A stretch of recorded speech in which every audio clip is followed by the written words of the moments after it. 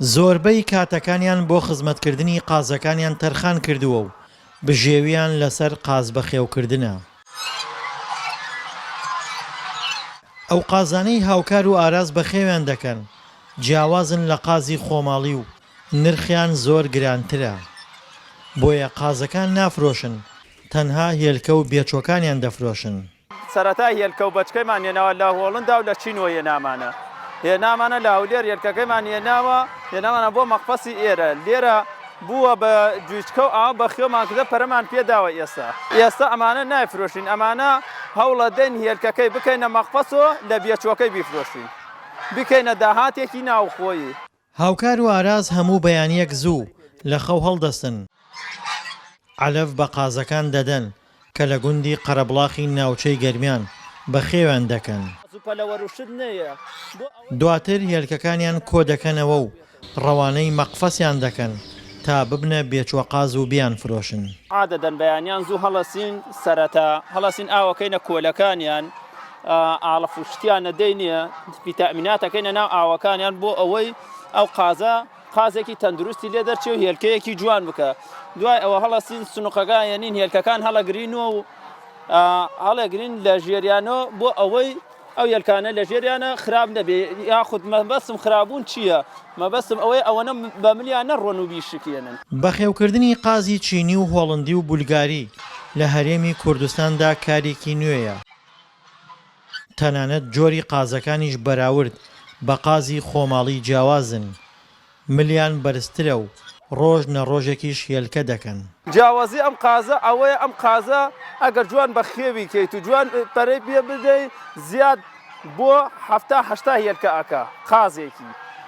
هەر قازێکی قازە مێنگەکەی 6 بۆ 7 کیلۆ ئەڕوات، نێرەکەی 8 بۆ 9 کیلۆ ئەڕوات. ئەگەر بە جوانی خزمەتی کەی، بە جوانی گرنگی پێ بدەیت. ئەم قازەش قازێکی وەک خۆماڵی نییە 10 هێلکە و 12 هێلکە بکات. ئەمە قازێکە هین ماڵ کەسابەت و بەروبوو پەیاکات. هاوکار و ئاراز لەگەڵ بەخێوکردنی قازدا ژمارەیەکی زۆر مریشکی کوردیش بەخێو دەکەن و ڕۆژانە هێلکەکانیان دەفرۆشن. وەڵا هێلکەی ئەیکە ناو مەقفەس ئەیکەنە جوچکە و وەی فرۆشین و ئیتر هەتا بێت و دەرمانێ دەی نییە و نیگەرانی ئەم دوو گەنجە لە هاوکاری نەکردنیانە لەلایەن حکوومەتەوە کە وەک خۆیان دەڵێن گەر هاوکاری بکرێن پرۆژەکەیان زۆر فراوانتر دەکەن. ئەگەر حکومەت بتوانێت هاوکاریمان بکە گرنگی ئەوە ئەدەم زیاتر لە 10,000 بۆ 40,000 زیاد لە 20,000 بتوانین بیکەینە قاز و ئەگەر بتوانین حکومەت هاوکاریمان کە بەڕاستی حکومەت لە هیچ ڕوویەک و هاوکاریمانی نەکردە ئەتوانین هیچ نەبێ لە 150 داهاتی ناوخۆ کۆنتترۆل بکەین و هینیکە هەناردەی سەروی خواری شوی بکەین عێراقیشی بکەین. بەخێوکردنی پەلەوەر لەلایەن هاوکارەوە سەرباری ئەوەی بۆ بژێویە، بەڵام لەگەڵ ئەوەشدا خولیایەکی زۆری بۆ کارەکەی هەیە. ڕۆژانە بەدەم وتنەوەی گۆرانیەوە خزمەتی پەلەوەرەکانی دەکات. هەتا سەعاتی 2 دەریان ناکەی. هۆکار چییە تا سەعاتی 2 دەری ناکەین؟ وە بۆ نەی ئەوە لەو مەسافە هێلکە ئەکات، هێلکەکە لە ماڵەوە بکات، هێلکەکە کە تەواو کرد دوای ئەوساکە لە سەعاتی 1 ئێمە دەرەکەین عادەدەن بۆبان ئەم ئاوە. دەرەکەین بۆبان ئەم ئاوە هەتا ئێوارە مەلا ئەڵێ ئەڵڵاهو ئەکبەر نایبینەوە تا تاریکەکە. دوایەوە کە تاریکی کرد خۆیە دێتەوە ئەو قازە.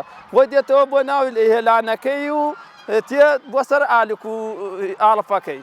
لە ئێستادا ژمارەیەکی زۆر پرۆژەی بەخێوکردنی پەلەوەر و ماسی لە هەرێمی کوردستان بوونیان هەیە، بەڵام گرفتی گەورەی ئەو پرۆژانە هاوردەکردنی ماسی و پەلەوەرە لە دەرەوەی وڵات کە نرخی بەرهەمی ناوخۆییان شکاندووە.